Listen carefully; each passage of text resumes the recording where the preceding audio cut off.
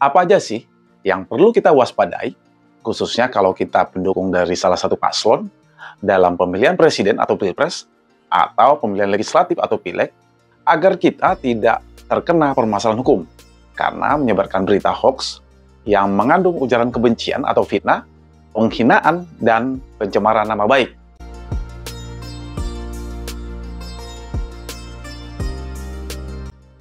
Seperti yang kita ketahui, negara kita sebentar lagi akan memasuki masa pesta demokrasi. Ada pemilihan presiden dan wakil presiden atau pilpres, dan pemilihan legislatif, baik itu DPR RI, DPRD, maupun DPD RI.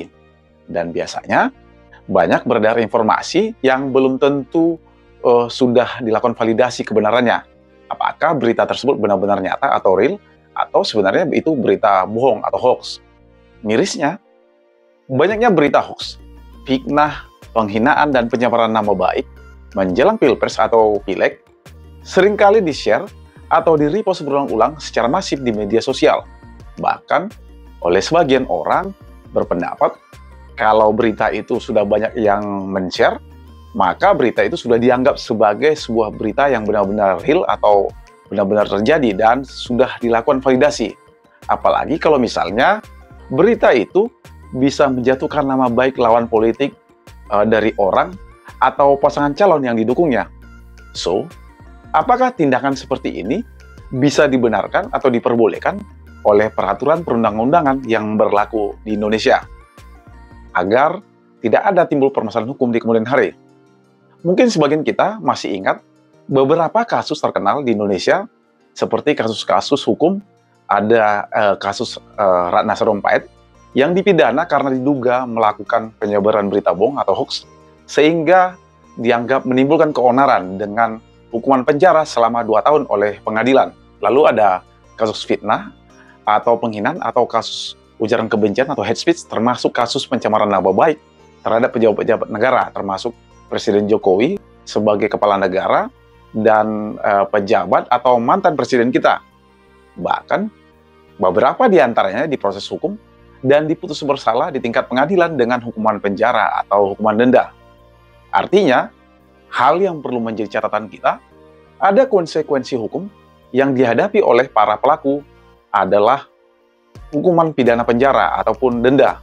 Pada kesempatan ini, saya ingin mengingatkan tentang apa saja sanksi hukum kalau Anda ikut-ikutan menyebarkan berita hoax yang mengandung dugaan tindak pidana karena fitnah, penghinaan, dan pencemaran nama baik, termasuk ujaran kebencian atau hate speech menjelang pilpres dan pileg, termasuk menyampaikan tentang langkah-langkah pencegahan atau antisipasi agar kita tidak terkena permasalahan hukum atau terkena jeratan hukum. So, apa-apa saja sih aturan hukumnya? Pertama, jika kita menyebarkan berita bohong atau bermuatan kesusilaan, maka dapat dijerat dengan tindak pidana berdasarkan pasal 27 ayat 1 Undang-Undang ITE. Lalu yang kedua, jika bermuatan penghinaan dan atau pencemaran nama baik, maka bisa dipidana berdasarkan pasal 27 ayat 3 Undang-Undang ITE. Yang ketiga, jika bermuatan pemerasan dan atau pengancaman, maka kita bisa dipidana berdasarkan pasal 27 ayat 4 Undang-Undang ITE. Lalu yang keempat, jika bermuatan menimbulkan rasa kebencian berdasarkan suku, agama, ras, etnis, maka bisa dipidana berdasarkan pasal 28 ayat 2 Undang-Undang ITE dengan ancaman pidana atau yang sama, yaitu bisa dipidana penjara paling lama 6 tahun penjara dan atau denda paling banyak 1 miliar rupiah. Lalu yang kelima, jika apa yang kita sampaikan itu bermuatan ancaman kekerasan atau menakut-nakuti yang ditujukan secara pribadi, maka bisa dipidana penjara berdasarkan pasal 29 Undang-Undang ITE dengan ancaman pidana penjara paling lama 12 tahun penjara dan atau denda paling banyak 2 miliar rupiah.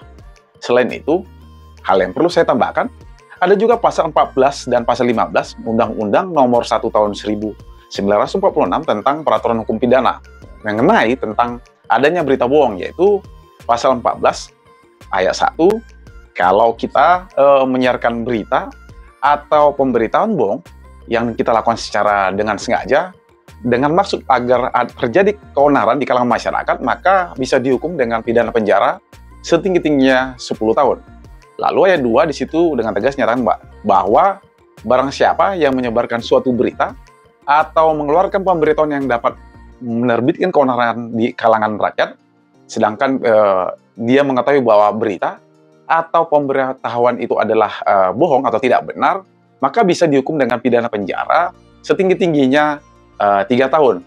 Dan di pasal 15 di situ dinyatakan bahwa apabila kita menyiarkan kabar yang tidak pasti atau kabar yang berkelebihan atau yang tidak lengkap, sedangkan si orang tersebut itu patut atau dapat menduga bahwa kabar itu akan atau sudah dapat menerbitkan keonaran atau keributan di kalangan masyarakat, maka bisa dihukum dengan hukum pidana penjara setinggi-tingginya 2 tahun.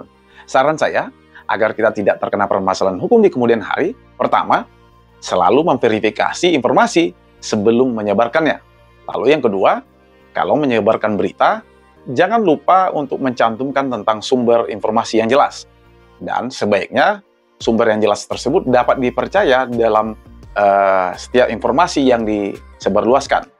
Lalu yang ketiga, hindari berita-berita yang bersifat sensasional. Apalagi kalau berita tersebut itu tidak terbukti kebenaran atau tidak pernah divalidasi. Dan yang keempat, pahami batas-batas kebebasan berekspresi. Tapi hal yang perlu dicatat adalah ada batasan untuk kebebasan berekspresi.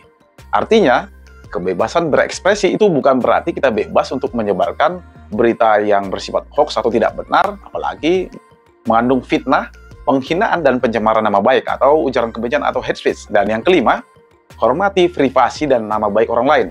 Jadi kita harus menghormati privasi dan nama baik orang lain, jangan dengan maksud untuk mempermalukan seseorang. Yang keenam, kita perlu mendapat informasi rujukan dan informasi tambahan, jangan langsung asal-asal share ke platform media sosial. Walaupun undang-undang kita menjamin tentang kebebasan dalam berekspresi dan menyampaikan pendapat, tapi hal yang perlu menjadi catatan, bukan berarti kebebasan itu diperbolehkan untuk merugikan hak hukum orang lain sebagai subjek hukum yang dilindungi oleh undang-undang.